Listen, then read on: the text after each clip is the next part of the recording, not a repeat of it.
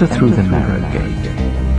For wide is the gate, and broad is the road that leads to destruction, and many enter through it.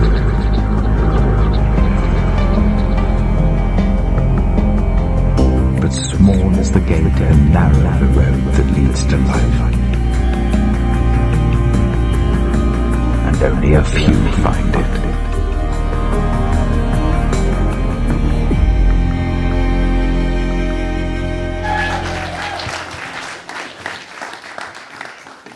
Good evening, everybody.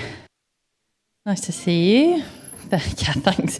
Bit of crowd participation going on, that's good. Encouraged this evening, so if you have anything to say, let me know. But yeah, it's lovely to see you. If we haven't met, my name's Lex. I'm the student worker here. If you're a new student, I'd love to meet you at the end. Come and say hi. We've got chip butties as well, so worth hanging around for. But yeah, tonight I am finishing off our series, The Road Less Travelled. Over the last couple of weeks, we've kind of been looking at this series and looking at the kind of the gnarly truths and the hard-hitting realities of what it actually means to follow Jesus. Because in the Bible, Jesus actually says some pretty hard stuff. And sometimes it's really easy to get hung up on that, but actually sometimes it's really good to look at it together so we can actually delve into it and see what it means. Because actually following Jesus is worth all of it. So a quick recap for you in case you weren't here. In the first week, Philip was talking about the narrow gate, and Jesus was talking about this, and we heard it in the trailer. Can someone sort out this iPad for me? It's just not on the right thing. Perfect. Yeah, so Jesus was talking about the narrow gate, and he said this: enter through the narrow gate, for wide is the gate, and broad is the road that leads to destruction, and many enter through it. But small is the gate, and narrow the road that leads to life, and only a few find it. Very tempted there in the middle to just go into the deep voice of the man in the trailer, but I stopped myself. I thought that was probably inappropriate. But so Jesus tells us that actually following him is like walking a narrow road. When everyone else is walking the wide road, actually following Jesus looks like living your life differently, setting yourself apart and saying, I'm not going to go with the crowd. I'm going to take the other road, the road that's maybe a little bit harder, that's maybe a bit more difficult, but actually it's the road that leads us to Jesus, that leads us to life, and therefore is 100% worth it. So we looked at that in week 1, and then in week 2, we looked at Jesus again, where he says, whoever does not take up their cross and follow me is not worthy of me. Whoever finds their life will lose it, and whoever loses their life for my sake will find it. Again, quite hard hitting, like quite hard to unpick that and see what Jesus is actually saying. But what he's saying is when we follow him, actually, it's about laying down our lives for the sake of him. It's about saying, Jesus, I want to put your wants and your heart and your desire for my life above my own. I'm going to pick up my cross and I'm going to lay down my life for you. But actually, again, the kind of punchline of this is that we find life when we do that. And that's what we all want. We want to live that life that's full and exuberant. So actually, it's difficult, but it's worth it. And so this week, we're going to be looking at the way of love. And for this one, Jesus says, a new command I give you, love one another. And that maybe feels a bit weird fitting into this series, right? Because actually all the others are being quite hard-hitting and difficult. And this one's like, oh, nice, cool. Yeah, I can do that. It feels like a nice kind of little cherry on top. And maybe it feels a bit weird fitting into the series because we look at that and we think, actually, isn't loving one another, isn't that the broad road? Isn't that what most of us are trying to do? Actually, whether we're Christians or not, we're all trying to just be loving, good people. We want to love other people. We don't want to harm other people. Actually, surely loving one another, how is that the narrow road? How is that difficult? Actually, it's when we look at this verse through our kind of 21st century lens that we look at that word love and we think it means just that, just kind of being nice to each other, kind of living in harmony alongside one another, not talking bad to someone's face, forgiving them if it's not too much of a stretch for you, just generally being nice to them, not doing them harm, right? But actually, that's not what Jesus is talking about in this passage. Actually, the love that Jesus is talking about is a bit of a narrow road. And so in the Bible, a lot of the New Testament was written in Greek. And in Greek, they have 4 different words for love. And the first word they have is phileo. Phileo is the kind of love that you might say, I love getting a takeaway pizza, or I love my dog, or I love colouring. Maybe, I don't know, maybe you do. But things that you like. It's phileo is where we get the word like hydrophilic, things that like water, things like that. So that's just kind of like it's a like. When we say I love in that sense, it's that word that we're using. The next word is storge, which is kind of a bit of a deeper level of love. Actually, this is maybe like the bond that you have with your family. This is maybe the bond that you have with a really close friend. Actually, it's that kind of deeper level of love that you feel really connected to them. But actually, neither of these 2 words is what Jesus is talking about. The third word is eros, which again is not what Jesus is talking about. This word is the kind of erotic, passionate love that you kind of see a lot of in cinema. Actually, again, this is not what Jesus is talking about. The word that Jesus used in this passage that we looked at is this final one, which is agape. If you've been around church for a while, I'm sure you will have heard this before. But agape is reserved for that highest form of love. It's the highest form of love, and actually it's the type of love that we rarely see in our world.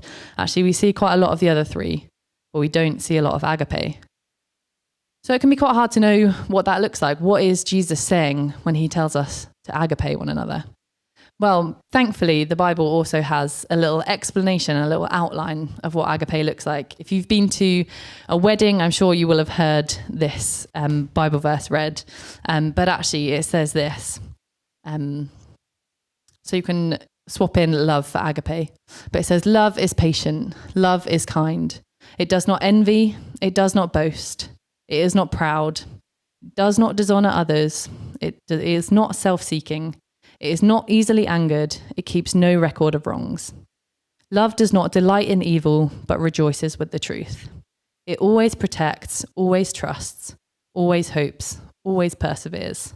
Love never fails. And so actually, when we look at that, maybe the road becomes a little bit narrower.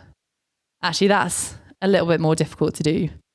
All you have to do is look at the first one. Love is patient. All you have to do is stick someone behind the wheel of a car, and perhaps you're not quite so patient anymore. I was telling the people at the morning service this morning that I've realised I'm quite a sarcastic road rager. It's like, oh yeah, come on in, yeah, pull out there, that's fine, or you park like that. That's not an issue for anyone, that's fine. And yeah, we're not very patient. Or what about it's not easily angered, or it keeps no record of wrongs? How many of us can hold our hands up and say, yeah, I never keep a record of wrongs. I forgive people like that. Actually, how many of us could, within the last week, look at our life and say, yeah, I was always patient. I was always kind. Didn't envy anyone, didn't boast about anything. Actually, loving in this way is really quite difficult. I know for me, I feel like I haven't had the best week. There's nothing like preaching on love to realise how bad you are at it.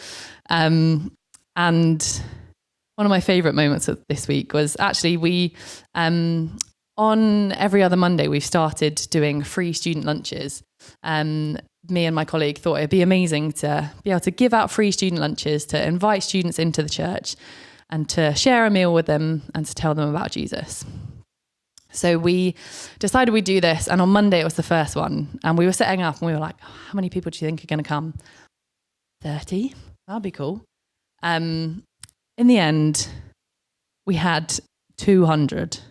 It was wild. They were like flooding into the building, and I was like, I've only made soup for like 50, I don't know. I was praying like, Jesus, multiply the soup.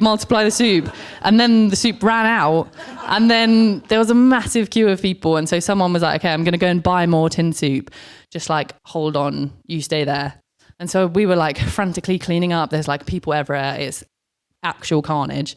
And someone comes up to me and was like, oh, I've got a lecture to go to. Do you know how long the soup is going to be? And I was like, I'm really sorry. Like, someone's going to have to get it. I don't know how long they're going to be. And then we've got to heat it up. So I don't know. And he was like, okay, but like, how long is the soup going to be? And I was like, I don't know. I don't know. And he was like, oh, could you just ask the kitchen? And I was like, I am the kitchen. Go away. Leave me alone. I don't know when the soup is coming. But actually, that was an event that we set up to show people the love of Jesus. And actually, I wasn't being very loving in that moment. Wasn't nearly as patient as I could be. And actually, for all of us, love is a really difficult thing to do. It's really easy for us all to admit that. Whether it's actually your sibling just knows how to push your buttons, really knows how to wind you up, or that person at work who is just completely incapable and really winds you up because you could do a better job than them. Or whether it's one of your friends who just, the way they treat you, are like, that's not okay, and I really want to, like, I don't know. But we all have people in our life. Actually, whether it's people that we like, whether it's people that we don't like, we find it really hard to love. And actually, when we look at this, when we look at agape, the type of love that Jesus is asking us to do, the road gets a little bit narrower. And actually, the other thing about agape is that agape is the type of love that is reserved to talk about God's love for us. And for us here who've been Christians for ages, we know that the whole Bible is filled with God's love for us. But actually, if you're not a Christian, what you need to know is that the Bible is so full of examples of how much God loves us. Actually, right from the word go, God creates this amazing world for us to live in. He creates so many intricate details. He creates water so that we can hear it, so that we can drink it. He makes food grow out of the ground so that we can eat it. He makes it taste good so we can enjoy it. And he makes us in his image to look like him so that we could be in communion with him, so that we could be in relationship with him. But then actually, as the Bible carries on, as humans, we kind of mess it up. As I said, we're not very good at loving. And so that happens in the Garden of Eden. Actually, we mess up that relationship. But God doesn't stop trying to be near us. Actually, he's like, here's a plan for a tent of meeting that you can make in your community where I can come and be with you.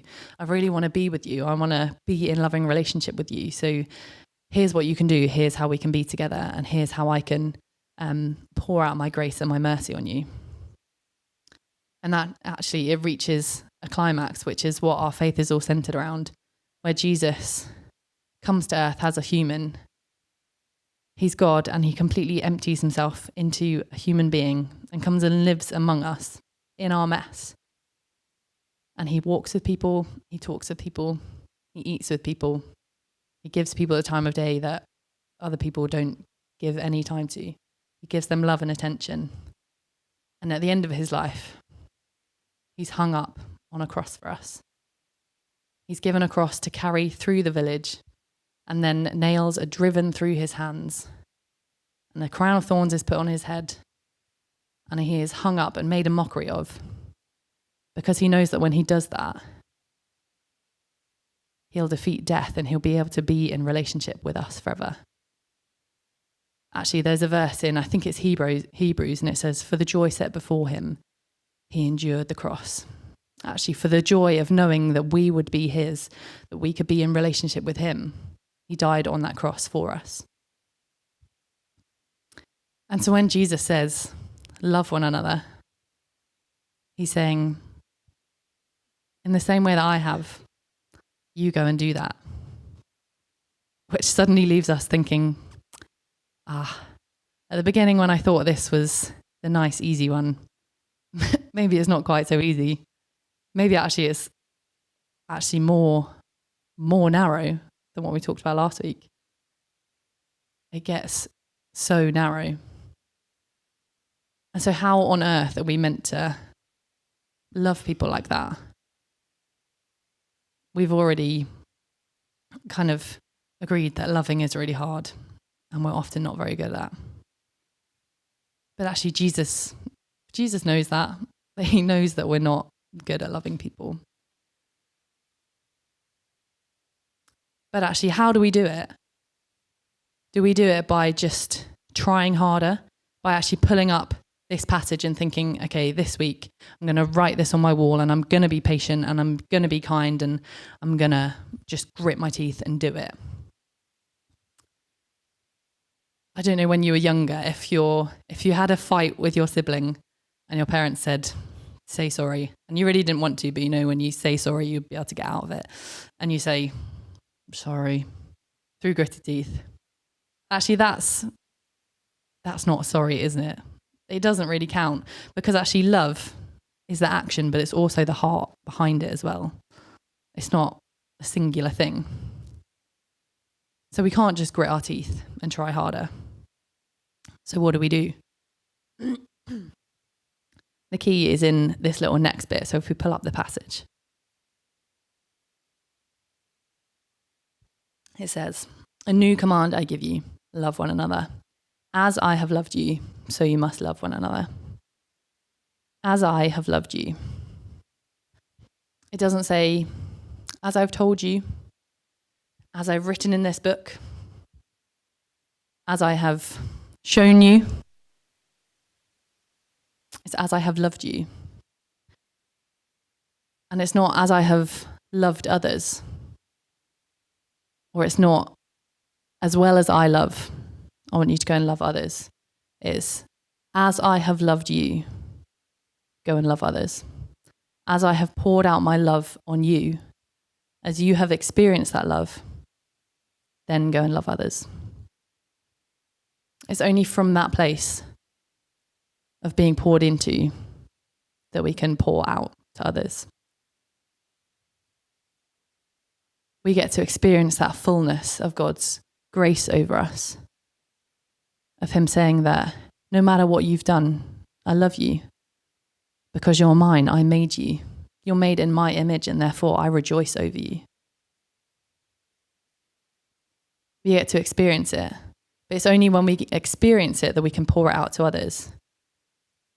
Actually being told about it and kind of knowing it in our heads, that isn't enough. It's like if I explained to you my favourite meal and said, go and cook it, and you'd never tasted it. That would be really difficult. You'd really struggle. But actually, if you tasted it, you might be able to think, oh yeah, I know what goes into that. I know what that's like. Have you experienced the love of Jesus? Maybe you have, maybe you haven't. Whether you've been a Christian for years or whether you're brand new to this, actually we all need to experience that love of Jesus. And we're going to have a bit of time at the end to pray into that. But I know I need more of that in my life. And do you know what happens when we experience that love? For some reason, the shops at the moment have decided that it's Christmas time, which personally I find incredibly offensive. I went to IKEA a couple of weeks ago and there was Christmas stuff everywhere, and it was still September. It was outrageous. But at Christmas time, we get all of these Christmas films that come out, the classic Hallmark Christmas films, which start off with a lovely, beautiful young lady. She's probably a florist, or she works in a chocolate shop or something. And she lives in a lovely little town. And then suddenly this angry corporate businessman comes in and he's going to shut everything down. And then they meet in a turn of events where they don't know who each other are. And actually she's bad-mouthing him. And then she's like, oh, that was you I was talking about. Anyway, and then the whole thing unfolds and there's probably a misunderstanding in there somewhere. And then they go ice skating and it's lovely. And then they fall in love. And what happens? He changes his mind and he doesn't shut down her lovely little business, probably moves to the town, blah, blah, blah. But he changes his mind because that's what love does. It changes us. It can soften even the hardest of hearts. We know that, and we've seen it in our world. And actually, there's the story of Zacchaeus in the Bible, which shows us exactly the same thing. Zacchaeus was a wee little man. That's a reference to a kid's song if you went to Sunday school back in the day. But Zacchaeus was a tax collector, and he used to collect people's taxes. But when he was doing that, he would take a little money for himself. So he would essentially steal from people. And one day Jesus is walking by and he climbs up in this tree so he can see Jesus. And Jesus stops and looks at him and says, "Hey mate, I want to hang out with you." Jesus gives him the time of day. Jesus gives him the dignity. And Jesus just loves him, and he goes to his house for dinner and they just hang out. And Jesus gives him just a little bit of time. But actually, as a result of that, Zacchaeus is like, "I'm going to give half of my possessions to the poor because I've cheated people out of this. And whoever I have cheated, I'm going to pay them back 4 times what I took from them." Because love changes us. It softens us. It transforms us. It makes us more able to love others. Even this week, as I've been my tired, grumpy, non-loving self, as I've come into the presence of God and been reminded how much he loves me, even when I'm not being very loving to others, it's been such a reminder of, oh yeah, Jesus, you love me even when I don't deserve it. And therefore, the people that I feel like don't deserve my love, I can give them love, because you give me love when I don't deserve it. So I can give it to other people when they don't deserve it.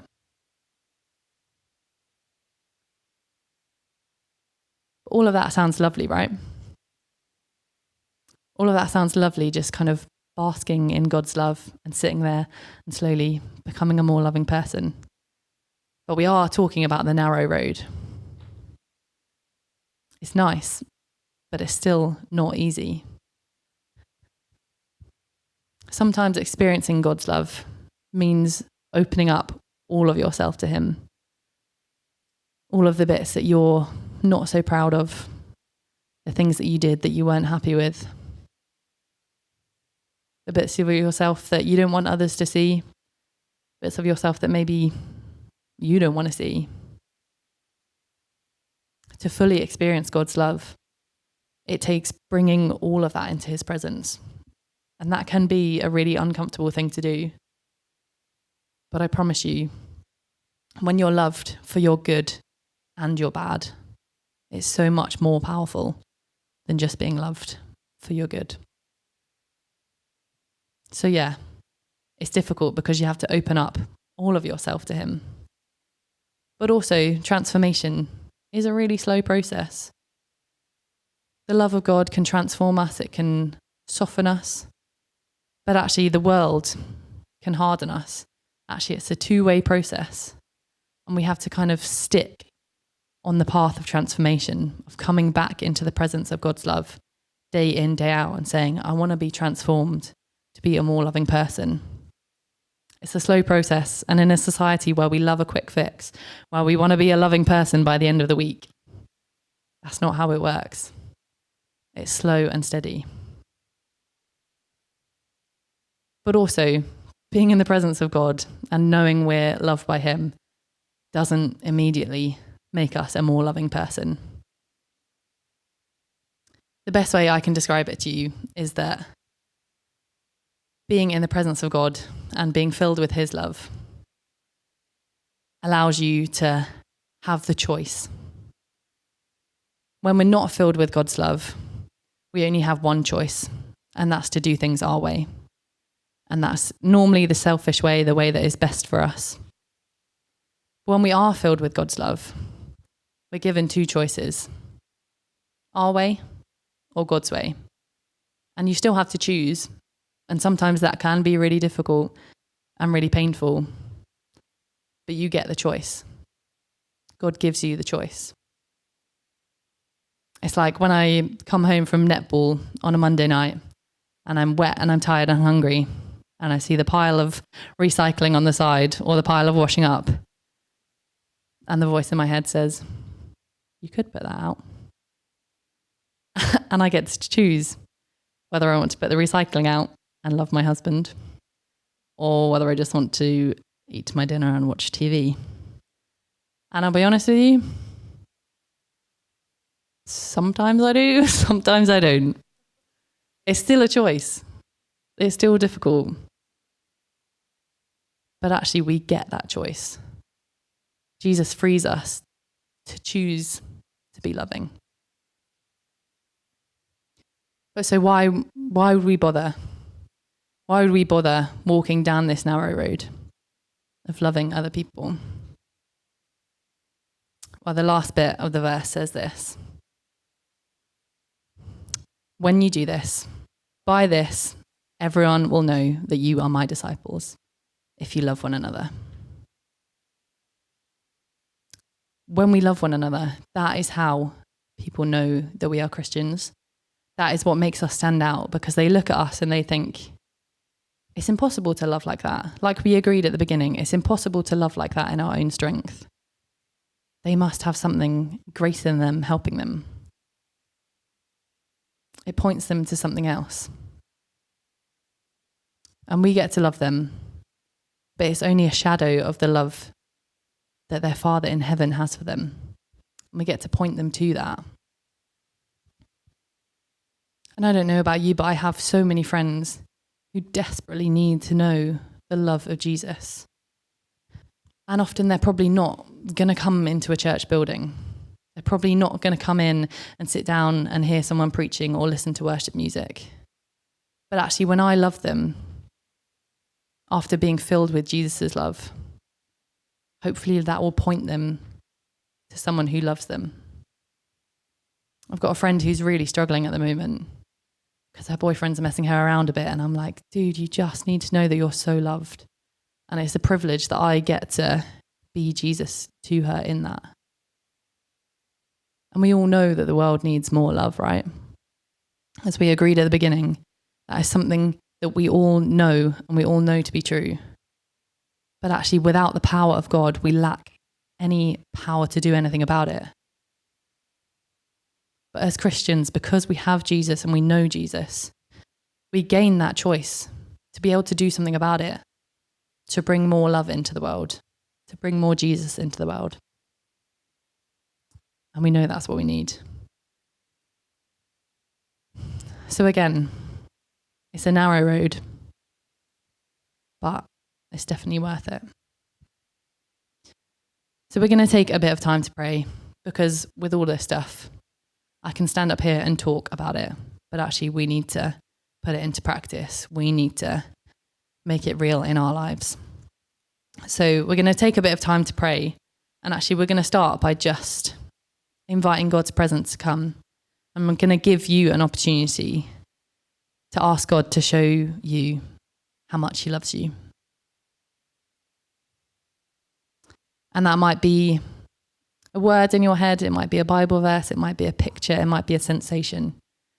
We're all different, and so we react differently, and God connects with us through our uniqueness. So I can't tell you what it's going to look like, but just be aware for what God's doing. So yeah, I'll pray and then we'll have a bit of time to wait for God. Yeah, Jesus, thank you that you are love, that you love us so much, that throughout history, you have been dying to get close to us.